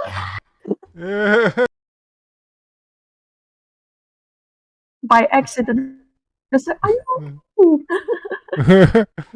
Jasmine message Fanfi's back to calm it down. It's okay. I got your back, Lan. You want me to keep doing this page? Yeah, okay. Hold on. Was this the? How did you? Oh yeah. You can continue. You can keep going. Yeah. How did you get the how did he get way out of here in the first place? They're not among the best swimmers. You know what? They don't. It doesn't really matter now that we've got it. Find your friends so that we can leave this place. Jasmine carried Fanfi through the dark cave and Polly tagged behind her. Soon after a long time in search, it was clear that Polly's friends were not the only ones lost. We have been trying to find the others for hours, and now that we are also lost. Jasmine glanced back at Polly as if she was agreed with her. Maybe, but I. Oh. Jasmine looked strangely over a strange passage in the cave, much darker than the other parts of the cave it had been through. Let's try that place. I didn't know it looked really dark. I don't think we should go. We could see in there. Magnemite. Sage. She revealed her. Jasmine revealed that she has an electric type. Blinking one of his eye, the magnet Pokemon blasts into the cave. Is that a new one? Because I feel like we have it in Gen 1. Yeah, okay, so here's the interesting thing about Magnemite. In Gen 1, it was only an electric type, but in Gen 2, it became a steel electric type. Man. Come on, if this is what I think it is, we've got another island. Jasmine said nothing else and rushed towards the mysterious passage. Wait, I don't get it. Polly caught her running after. She caught up with Jasmine and learned more. Said that these islands are all connected underwater tunnels. Since it's getting darker, I thought that it might be one of those. Oh, now I get it. Jasmine thought herself clever at that moment, but her smile changing into fearful. What's up? I thought I heard other footsteps besides our own. Although Magnemite had succeeded in making the tunnel less dim, it was hard to see, and Polly didn't see Talon and Susan up ahead of him. Talon, did you hear what I heard? Was it footstep noise? Yes, I did. Hey, Susan, I'm going on ahead. Talon unsheathed his razor blade weapon and went further. I'm going to send my fortress ahead of us, Polly. Jasmine stated, this is going to be fortress was a Pokemon without hands and legs, and it has a wraparound shell around its body, making only its eyes visible. The steel Pokemon started hopping ahead, and Talon charged forward. The sight of the strange Pokemon and the figure with the sword scared everyone around. They all screamed. The shouts of terror echoed in the cave until Polly recognized the shadows. Polly exclaimed, Susan! Oh God, you alright, Polly? Susan replied. The two girls looked at each other like they were sisters. They were sisters. Okay, it's my turn. Yay! Where's Danny? Polly asked. What? I feel like putting a comma here. We thought he was with you, Susan answered. Oh no, where is he? Don't worry, he has water Pokemon to help him, Susan reassured. You got sucked into a whirlpool, Susan! Talon looked at the person Polly was with and was puzzled. Who's with you? That's Jasmine. She's the Olivine City gym leader. Boy, Danny will be happy to see you, Susan smiled, looking at the little Pokemon Jasmine had in her arms. Oh, how cute! But before Susan could touch the small creature, a sudden and short rumble came across the cave floor.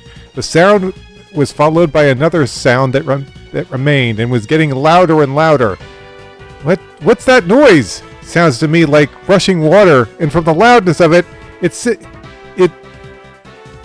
hold on. I feel like I messed this sentence up.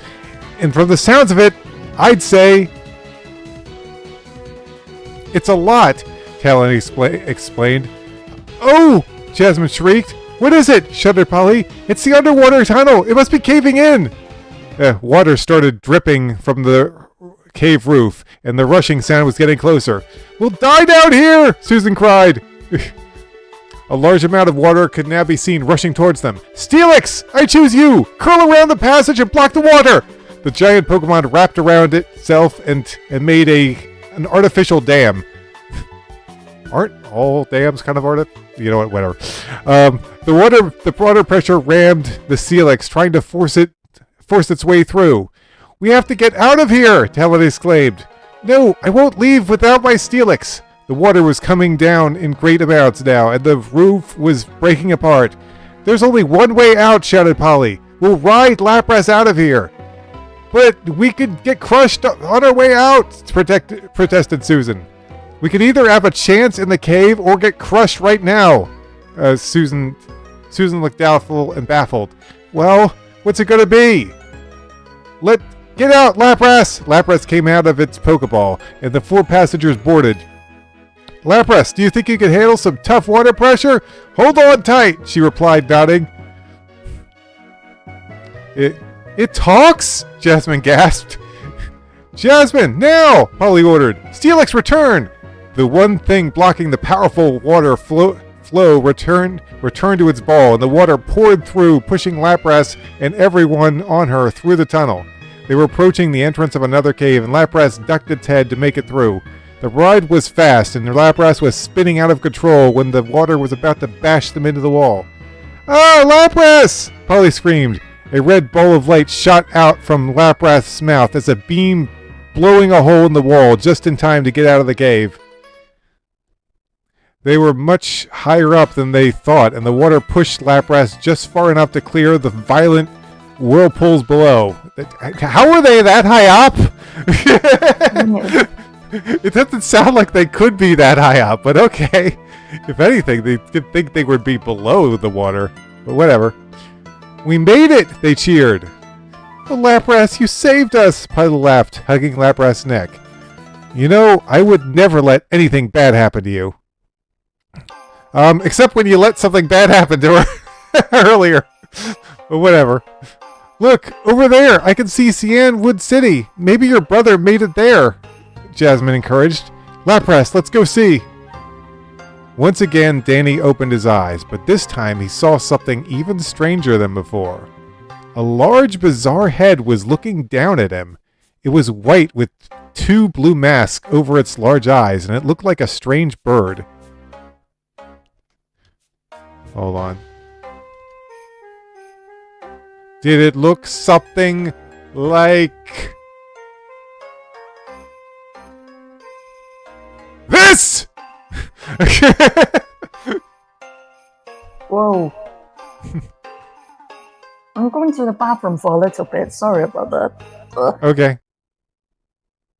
I'm gonna go get a drink or something. So I'll be back too.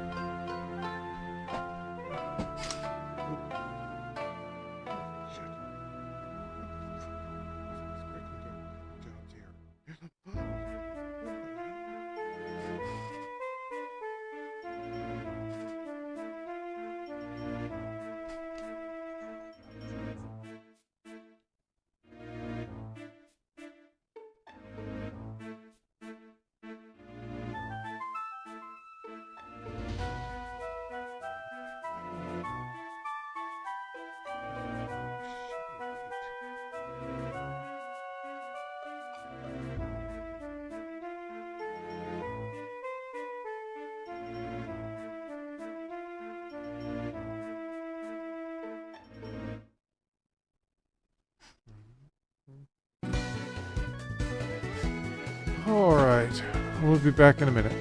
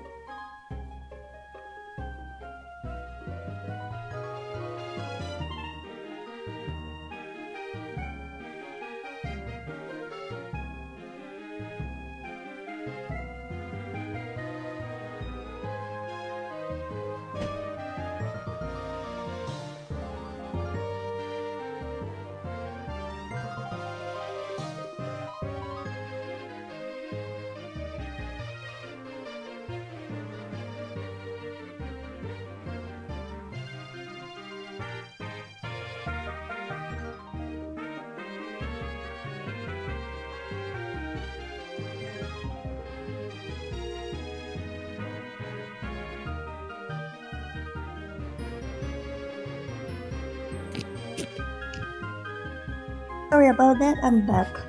Okay, I guess I'll continue reading this page here. Denny tried to say something, but no words came out, and when they finally could, the creature lifted its large white wings and as fast as lightning dove into the sea. Danny was completely freaked out. Where was his sister and where were his friends? His memory began flashing back and he remembered the whirlpools. Where am I? He spied around for a clue to his location and came across a sign on the beach that read, "Welcome to Cianwood City." What was that thing? Was it some kind of water Pokemon? He was so confused that he punched the sign over. Ow, that hurt. Wait, what? He was so confused that he punched the sign over? What the heck is that? How are you so confused you punch a sign? Whatever. And from where he was standing, he got a clear view of the ocean and a blue Pokemon carrying people on its back. Wait. Very strange, very strange. Wait, should I do the next page too because picture? Yeah, you can do it. Danny! I know that voice. Of course, it's Polly! Polly ordered Lapras to increase speed as soon as they... Danny, I'm so glad you're okay! Tears were coming from her eyes like a waterfall. Calm down, sis. I'm fine. The others waited for Lapras to reach dry ground and they joined them.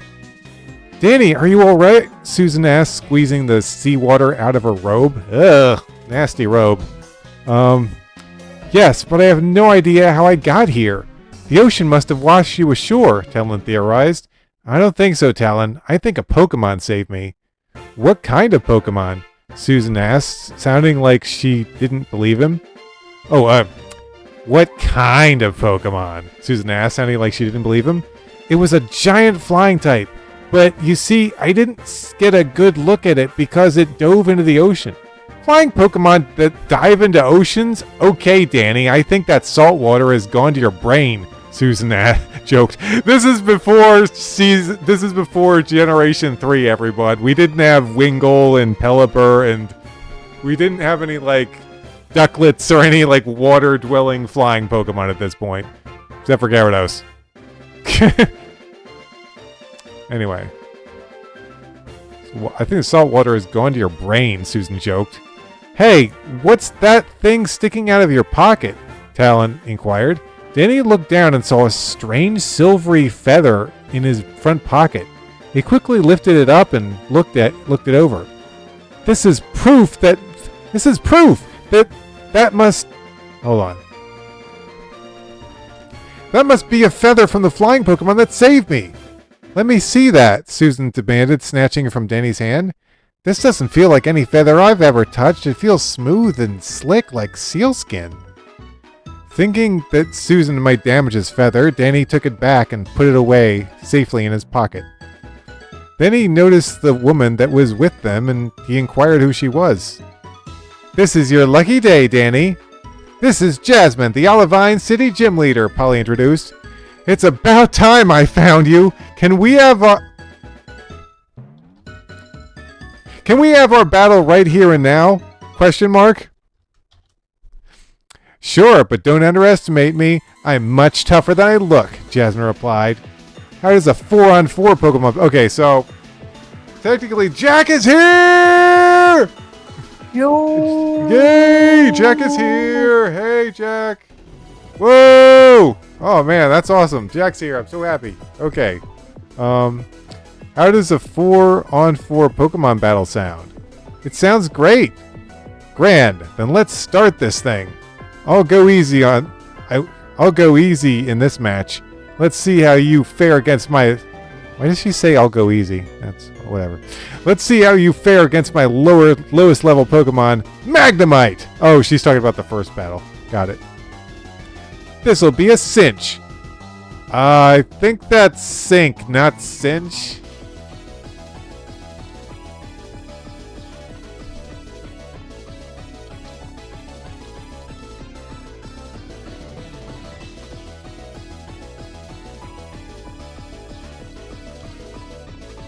Yeah, it's supposed to be C-I-N-C-H.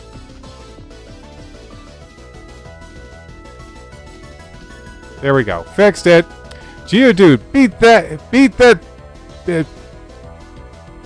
Beat that Magnemite! Geodude's a ground type, and Magnemite doesn't have any non-electric attacks that can hurt it. I wouldn't be too sure about that, Danny. Magnemite, tackle it! Geodude, it's floating above the ground, so Mega Punch it! Magnemite bashed it into Geodude and slammed it down. What? What? How can Tackle Attack be that good against a rock type? Think, Danny. A rock Pokemon are weak against that. What? Rock Pokemon are weak against what? Steel. And what is Magnemite made of? So you see, when it uses Tackle, it really makes it a steel attack. She's right, Danny admitted. That would be interesting if that's actually the way it worked in the games. It would actually make more sense if that's how it worked in the games, actually. Straight to the top. Dan goes straight to what he wants. Anyway. Let's see. Good now, Arian. Use Magnitude! Hold on. She's right. Geodude, first bring it down to Earth, literally! Geodude bashed Magnemite into the ground with its head. Now! Get good! Now hurry and use Magnitude! The ground shook and bumped Magnemite all over. Magnemite, enough! Your job is done. Good job, Danny. But that was just the beginning. Now try this on for size. Jasmine let out her Forretress, and Danny opened his Pokedex. Forretress, the bagworm Pokemon. The evolved form of Pineco. I'm just... Oh.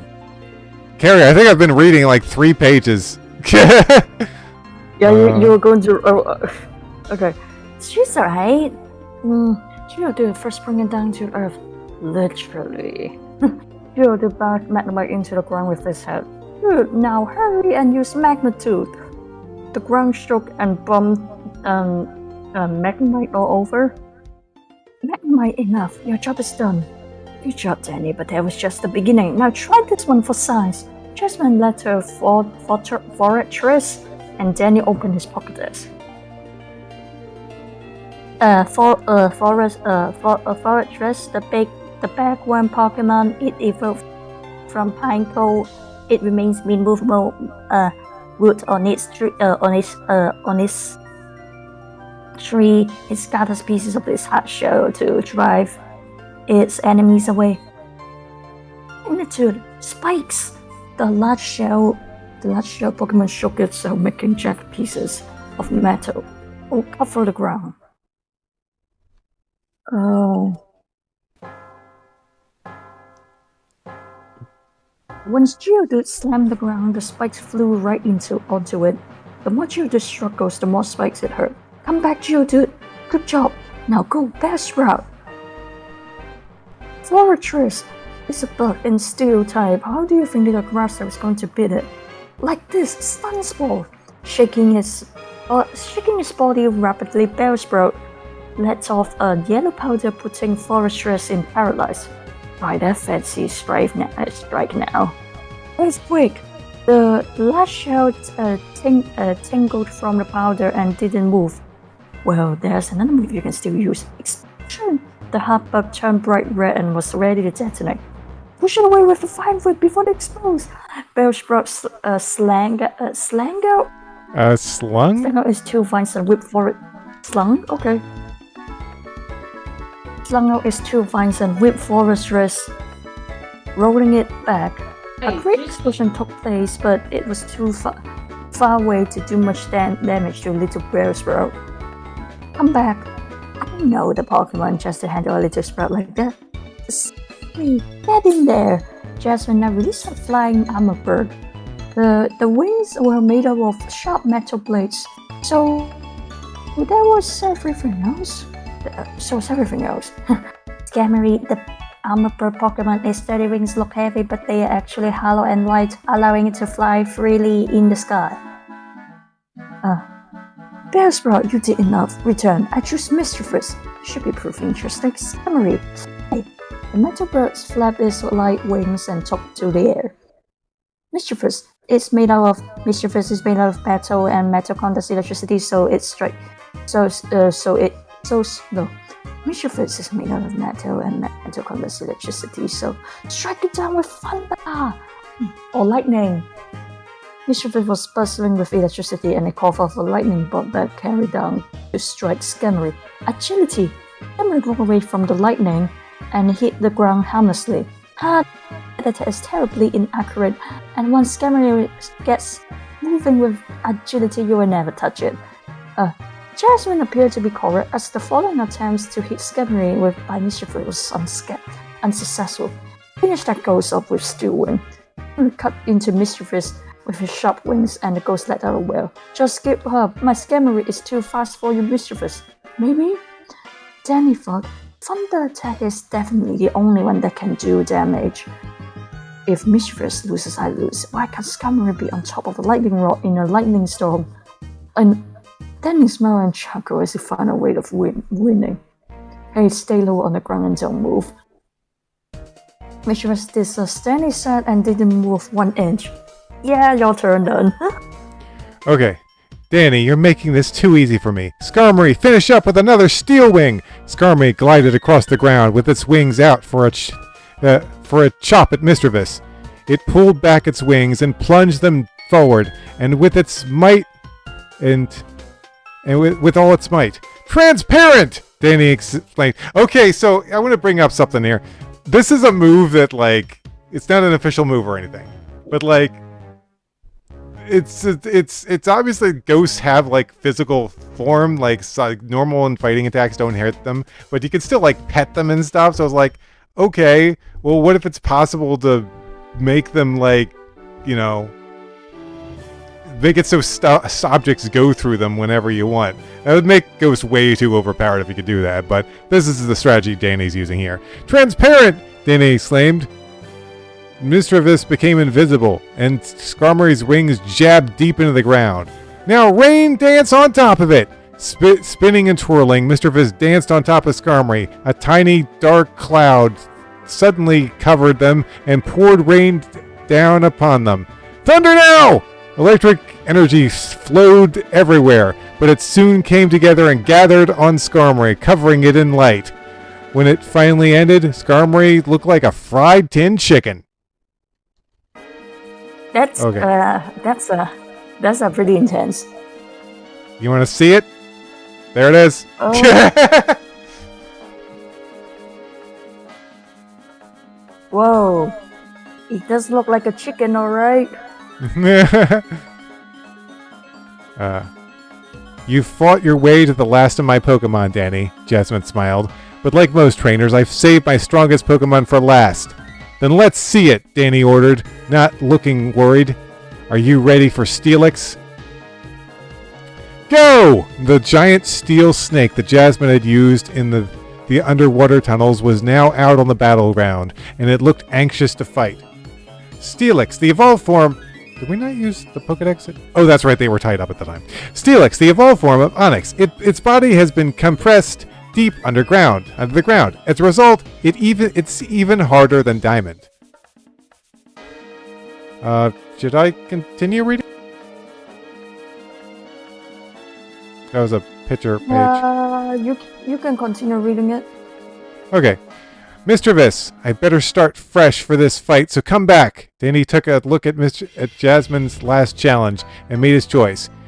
That is Onix's steel evolved form, and although it went from rock to steel, it kept its ground type.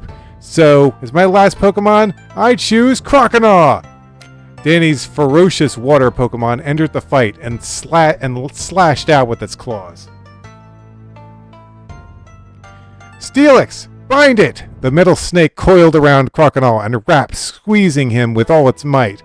Croconaw, get loose! Croconaw struggled, but it was too tightly bound by the steel tail to escape. Finish it, Steelix! Iron Tail! Steelix flicked Croconaw up and bashed it into the ground with its tail, bringing up a massive dust cloud. The fallen Pokemon was laying senseless on the dirt. Croconaw, enough! Return now. Bellsprout, I choose you! Okay, let's put that overgrown metal worm to sleep! Sleeping powder! Bellsprout puffed out a cloud of powder at Steelix.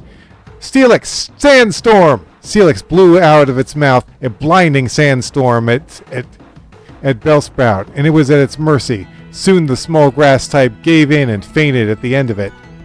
I've never seen anything like that attack, Danny exclaimed. It's called Sandstorm, Danny, and that has no effect on Steel-type Pokemon.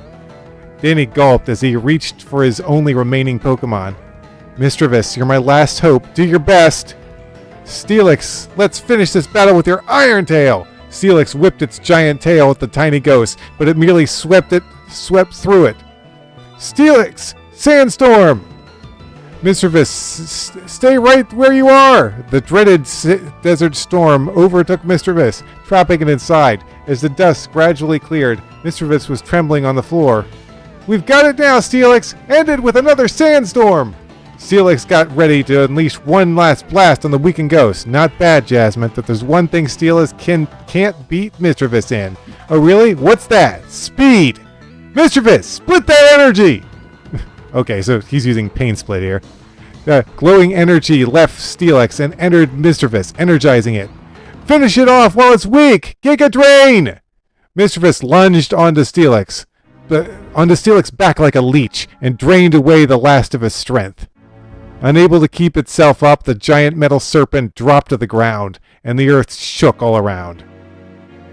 Steelix is unable to battle. Danny and Mischievous win! Susan announced. Mischievous, you did it! Thanks to you, we won the match! The little Pokemon smiled and rubbed its long hair against Danny. Danny was quick to request his gym badge, and Jasmine gave it to him gladly. I never saw that strategy coming. Someday I know you'll be a great Pokemon master, she predicted.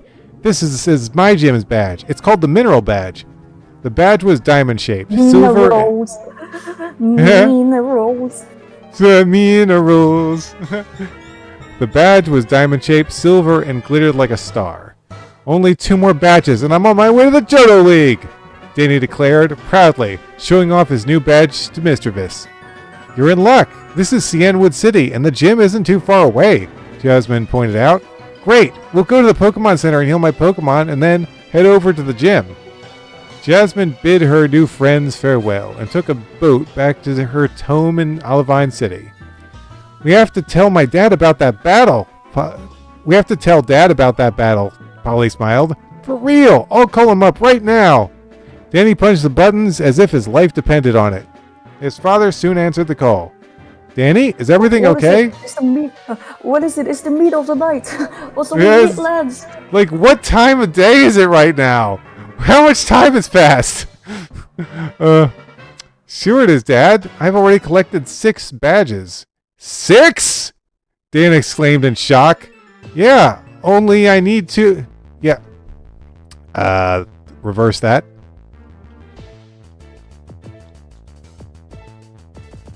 I only need 2 more, right? Dan was a bit surprised. He didn't think his son would get so far in such little time. Can I tell you about the battle I just had? Oh, I'm sorry, Danny, but it's time to have supper here. I'd say you'd better do this. I'd say you'd better do the same. Okay, so it's like early evening, I guess. This is anyway. I think I lost my place somehow. Blah blah blah. Yes, it needs to right. Blah, blah, blah. So it's up here. It's the same. As at the thought of food, Danny's stomach let out a loud grumble that everyone there could hear. I guess we better eat first, Susan chuckled, staring at Danny, who looked embarrassed. Ooh. Should we call it? Should that be it for tonight? Yeah, we can do it. Okay. All right. Join us next time where we will continue in the Cianwood Gym. And Danny just needs 2 badges now. So he's quicker. He's quick. He's quicker than his dad. Jeez. Yeah, it's going fast. It's going remarkably fast. So yeah, join us next time where we will do the next gym battle. And we may even find out what Rill, the evil Team Rocket leader, is up to. Who knows? By the way, we still have not caught up to where I've drawn pictures. I've got pictures for like the next 2 chapters. Jack disappears. Anyway, see ya. See you next time. I don't know why my character looks so depressed. Stop being depressed, my friend. There we go. Now I tired. look happy. And I'm waving. And Carrie's also waving. And we're both waving. Bye.